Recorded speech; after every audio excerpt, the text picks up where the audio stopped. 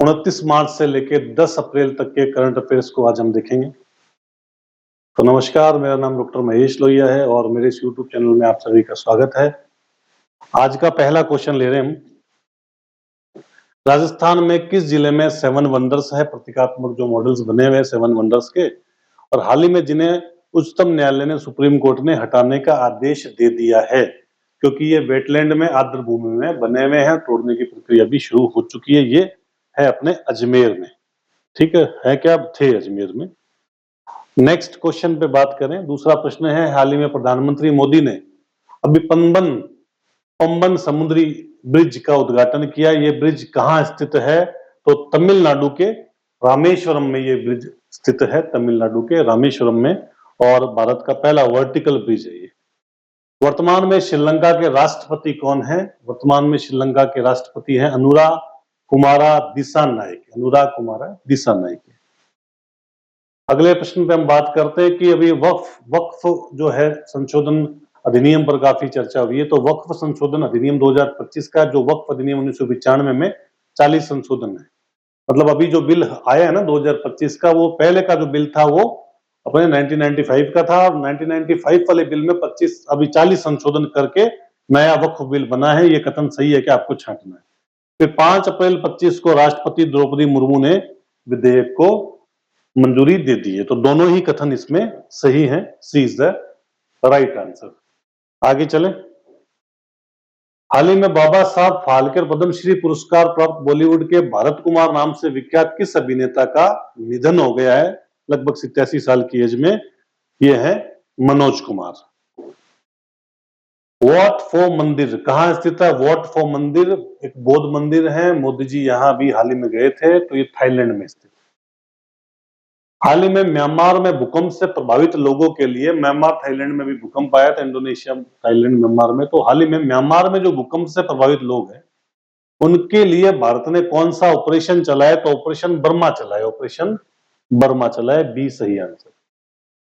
हाल ही में छठा बिम्स्टेक का मेजबान कौन सा देश रहा? यानी बिम्स्टेक का आयोजन, ये तो बिम्स्टेक का आयोजन कहाँ रहा, कहाँ हुआ? तो ये बैंकॉक में, थाईलैंड की राजधानी बैंकॉक में। बिम्स्टेक के बारे में थोड़ी जानकारी देखें आप। 1997 में बंगाल के खाड़ी क्षेत्र के देशों का एक समूह बैंकॉक में बिस्टेक नाम से एक नया संगठन बनाने के लिए इकट्ठा हुआ, जिसका अर्थ था बांग्लादेश, भारत, श्रीलंका, थाईलैंड। 1997 बाद में 22 दिसंबर 97 को म्यांमार भी इसमें शामिल हो गया। तो इसका नाम बदलकर बिम STEC बन गया। 98 में नेपाल ने पर्यवेक्षक के रूप में शामिल हुआ, और 2004 में जो है नेपाल, भूटान दोनों इसके सदस्य बन गए। 2004 को संगठन ने अपना पहला शिखर सम्मेलन आयोजित किया, जिसमें संगठन का नाम बदलकर बिम्स्टेक कर दिया गया। इसका अर्थ बहु क्षेत्रीय तकनीकी और आर्थिक सहयोग के लिए बंगाल की खाड़ी पहले। और बिम्स्टेक के सदस्य बांग्लादेश, भूटान, भारत, म्यांमार, नेपाल, श्रीलंका और थाईलैंड है। ठीक है, ध्यान रखें ये बात। आगे चलें, नेक्स्ट प्रश्न पे आते हैं। 9th क्वेश्चन पे आ रहे हैं कि भारत ने न्यूक्लियर मिशन के तहत वर्ष 2047 तक कितने गीगावाट ऊर्जा उत्पादन क्षमता का लक्ष्य रखा है? तो 100 गीगावाट का जो है वो लक्ष्य रखा है 2047 तक। अगले प्रश्न पे आते हैं, 10वें प्रश्न पे। सीनियर एशियाई कुश्ती चैंपियनशिप में भारत की कौन सी खिलाड़ी ने स्वर्ण जीता है? तो मनीषा भानवाला ने जीता है सीनियर एशियाई कुश्ती चैंपियनशिप में स्वर्ण। और जिसकी डिटेल यह कि जॉर्डन में आयोजन हुआ था, और भारत ने 1 स्वर्ण, 3 रजत और 6 कांस्य पदक इसमें जीते हैं। पदक तालिका में भारत का 8वां स्थान रहा। आंध्र प्रदेश सरकार ने किस प्रसिद्ध इतिहासकार को उगादी पुरस्कार दिया? तो उगादी पुरस्कार मिला मायना स्वामी को। इन्होंने विजयनगर साम्राज्य के अभिलेखों की खोज की है। अगला प्रश्न है, थाईलैंड के बैंकॉक में प्रधानमंत्री मोदी ने रामायण का प्रदर्शन किया है। थाईलैंड की रामायण को किस नाम से जाना जाता है? रामकियन नाम से। नेक्स्ट, रेलवे स्टेशनों पर सौर ऊर्जा संयंत्र लगाने में राजस्थान का देश में कौन सा स्थान रहा है? तो प्रथम स्थान रहा है, फर्स्ट। नेक्स्ट, अंतरराष्ट्रीय अपराध न्यायालय से अलग होने वाला यूरोपियन देश कौन सा है? तो यह है हंगरी। नेक्स्ट, डीआरडीओ ने MRSAM मिसाइल का सफल प्रक्षेपण किया है, जो कि एक सरफेस टू एयर मिसाइल है। और यह किस देश के सहयोग से किया है? तो इजराइल के सहयोग से किया है। पीएम मोदी को श्रीलंका ने कौन सा पुरस्कार दिया है? तो श्रीलंका ने पीएम मोदी को मित्र विभूषण का पुरस्कार दिया है। मिताथल और टिंगराना को संरक्षित पुरातात्विक स्मारक बनाए गए हैं और ये दोनों ही स्थल कहाँ स्थित है? तो हरियाणा में। नेक्स्ट, केंद्र सरकार ने किन राज्यों में 6 माह के लिए अप्सपा लागू किया? अप्सपा क्या होता है? देखो, सुरक्षा बल किसी को भी बिना वारंट के गिरफ्तार कर सकती है और ये अशांत इलाकों में लागू किया जाता है, जो कि मणिपुर, असम और नागालैंड तीनों इलाकों में लागू है। तो आंसर इसका डी सही होगा। नेक्स्ट क्वेश्चन पे आते हैं, प्रधानमंत्री की निजी सचिव किसे बनाया गया? तो निधि तिवारी को बनाया गया। नेक्स्ट, चांदमल डड्डा की गणगौर के मेले का आयोजन कहाँ किया जाता है? तो ये बीकानेर में किया जाता है, जिसमें ये जो गणगौर है ये लगभग 3 से 4 करोड़ की ज्वेलरी पहन के रखते हैं और ये गणगौर 2 दिन चलता है और पानी में इनको विसर्जित भी नहीं किया जाता। राजस्थान का सर्वाधिक प्राचीन मेला, लगभग 700 साल पुराना मल्लीनाथ जी का मेला जो तिलवाड़ा में बाड़मेर में बढ़ता है, ये सबसे प्राचीनतम मेला है राजस्थान का। आगे हम बात करें, हाल ही में 400 वर्ग किलोमीटर में फैले कांचा गचिबावली जंगल, जिसको काटा जा रहा है, काफी चर्चा में ये रहा है, काफी रील्स वगैरह बन रही है इस पे, जिसका विरोध भी हुआ। सुप्रीम कोर्ट ने अब इन जंगलों को काटने से मना भी कर दिया, जो एक अच्छी पहल है। ये अपने कहाँ है? हैदराबाद में। नेक्स्ट, भारत ने अपने पहले open air art war museum का उद्घाटन कहाँ किया है? तो नई दिल्ली में किया है, नई दिल्ली। अगले प्रश्न पे आते हैं, हाल ही में छत्रपति शिवाजी महाराज की 395वीं जयंती मनाई गई है और ये जयंती कब थी? 19 फरवरी को। नेक्स्ट, औरंगाबाद स्थित खुलदाबाद, जहां पे औरंगजेब की कब्र है, छावा फिल्म के बाद में काफी चर्चा में औरंगजेब की कब्र आई, जिसे वहां से हटाने की काफी बात भी की गई थी। अब खुलदाबाद जहां पे औरंगजेब की कब्र है, उसका नाम बदल के रत्नापुर कर दिया गया, रत्नापुर। नेक्स्ट क्वेश्चन पे आते हैं, एक्सपायर दवाइयों को वैज्ञानिक ढंग से निपटाने के लिए किस राज्य ने एन प्राउड पहल की शुरुआत की? तो केरला ने शुरू की, केरल।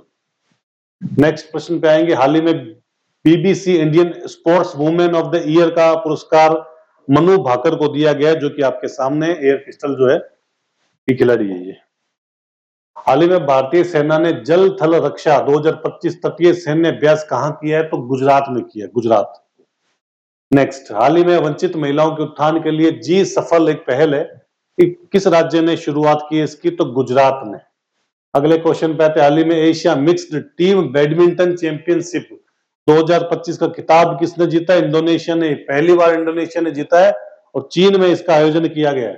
तो इंडोनेशिया ने रविवार, इसको छोड़ो डेट को, तो मेजबान चाइना मेजबान है और 3-1 से चाइना को पराजित कर दिया है। और बैडमिंटन एशिया मिश्र टीम चैंपियनशिप का चौथा संस्करण था, 11 से 16 फरवरी 25 तक चीन के किंगदाओ में हुआ था। किंगदाओ याद रख लो, चीन के किंगदाओ में।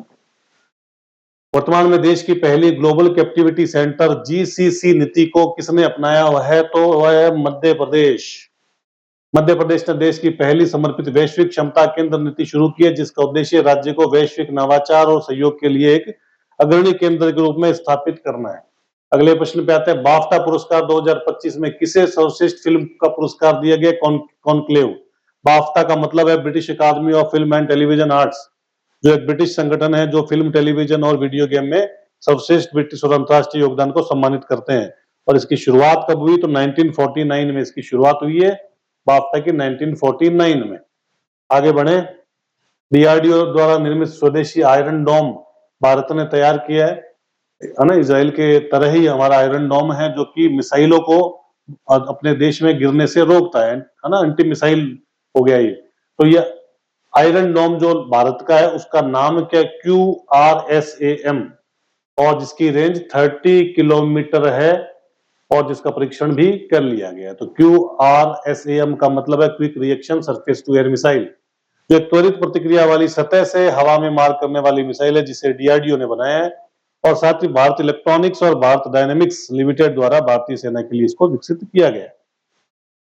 34 नंबर क्वेश्चन पे आएंगे, भारतीय सेना किस देश के साथ हर वर्ष धर्म गार्जियन युद्धाभ्यास करता है? तो ये करता है जापान के साथ। नेक्स्ट, हाल ही में किस देश में राजनयिक संबंधों की 75वीं वर्षगांठ पर प्रसिद्ध तमिल कवि तिरुवल्लुवर, ये संगमकालीन कवि थे तिरुवल्लुवर, जिनकी पुस्तक है कुरल, और इसकी मूर्ति का प्रतिमा का जो है इनका अनावरण किया गया फिलीपींस में। नेक्स्ट, हाल ही में दिवंगत हुई अभिनेत्री सी कृष्ण वेणी का संबंध किस सिनेमा जगत से? तो तेलुगु सिनेमा जगत से इनका संबंध है। हाल ही में 56 मिनट 42 सेकंड में हाफ मैराथन जीतने वाले जो दुनिया के पहले जो धावक जिनका नाम है जेकब किपलिमो, ये युगांडा से संबंधित है, युगांडा। हाल ही में अखिल भारतीय राज्य जल मंत्रियों का सम्मेलन उदयपुर में हुआ है, उदयपुर। नेक्स्ट, हाल ही में देश का पहला बायोबैंक प्रारंभ कहाँ हुआ है? Padmaja Naidu Himalayan zoological park. ये जूलॉजिकल पार्क कहाँ है आपसे पूछे तो दार्जिलिंग में ही है, दार्जिलिंग में 1958 में स्थापित हुआ, बंगाल में। नवे शीतकालीन एशियाई खेल में पदक तालिका में शीर्ष पर कौन रहा है? चाइना इसमें शीर्ष पर रहा है, चाइना इसमें शीर्ष पे रहा है। शीतकालीन खेल चाइना में हुआ था, चाइना इसमें शीर्ष पे रहा है, भारत ने इसमें एक भी पदक नहीं जीता है। तो ये आपका करंट अफेयर्स हो गया 10 अप्रैल तक। वीडियो को लाइक करें, शेयर करें, सब्सक्राइब करें। धन्यवाद।